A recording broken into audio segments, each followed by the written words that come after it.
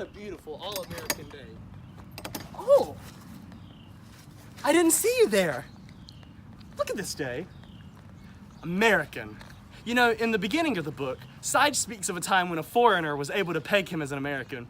When he asks the foreigner how he recognized him as an American, the man replied that it was because all Americans have a similar way of carrying themselves. Confident like you own the world, but open. This is a perfect description of American culture. Americans are proud of their ways, while always open to change. Sides then goes on to detail the vastness that is the American culture. He says, anything we might dream of doing, we can find a society of Americans who are already doing it. Satan is a liar! Shrieks the girl from Detroit, the tears welling in her unblinking eyes. Satan is a liar, and we have victory now! On stage, the swaying choir has reached a crescendo, singing, yes, Lord, completely yes! And now the saints are strumming washboards and pounding tambourines to the mounting frenzy of the gospel anthem. From the bottom of my heart to the depths of my soul, yes, Lord! One of the defining parts of America is how many different cultures and religions there are in America.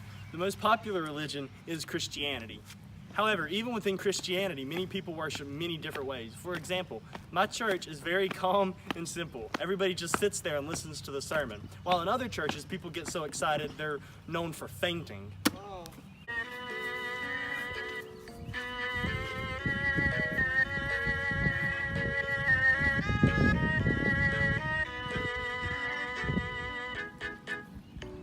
In St. Michael's, Maryland, a retired circuit court judge, John C. North, is at his Riverside estate in St. Michael's.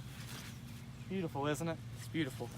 Law canoeing is a rich tradition in Maryland and his family.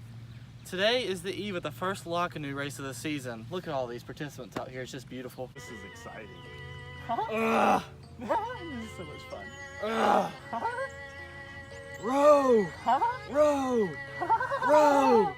Law canoes are vintage sailboats indigenous to Maryland's Tidewater rivers, or the watery fingers of the eastern shore. Law canoeing is popular among a few intensely antiquarian mariners and a few hidebound communities in Chesapeake. Law canoes trace their lineage back to the Indians of the Chesapeake, who were known to hack stout vessels from the whole tree trunks. Law canoeing involves a frantic seesaw game with wind and water. This makes it difficult because imminent catastrophe is bound to happen.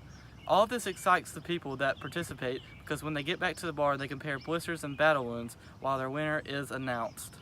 Great day out in the water today. Yeah, man, that was a good time out there. Yeah, I got a little bit of callus on my hand. Yeah, you think you've got a callus? Look at this blister. Bloody heck.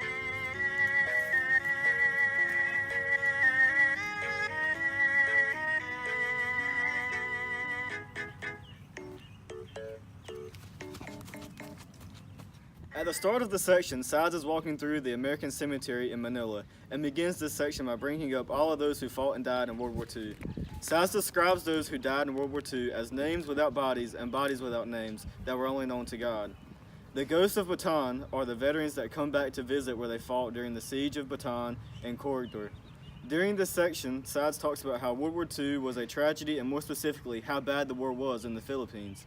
Sides also says that our generation and the generations to come will always have a dull incomprehension of the magnitude of losses, and that is why the veterans are considered ghosts.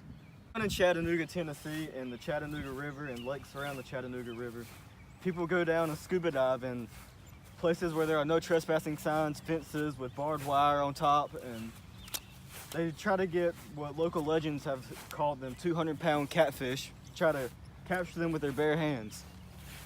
And this is an American custom down there, and it is also seen around the Mississippi River in small town parts like that.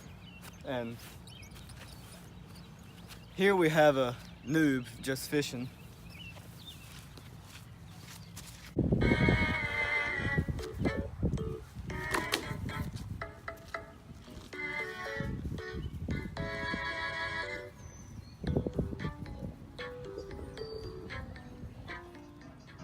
The section opens up with Wes Phillips sitting in the living room of his New Mexico home. He's listening to music on his high-end speaker system that costs over $100,000. He has his room set up so that sound traps are strategically placed in order to get the perfect acoustics.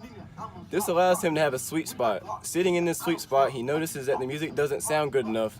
He makes a small adjustment on the speakers and then feels satisfied. An uneducated ear wouldn't tell the difference.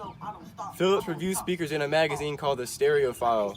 It's a very high-end audio magazine. He describes speaker systems with a quote from the Greek philosopher Zeno.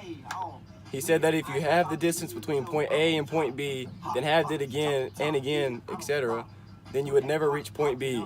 This can be applied to speakers. You spend a lot of money on a good system, but after around the $500,000 threshold, the improvements will just get smaller and smaller.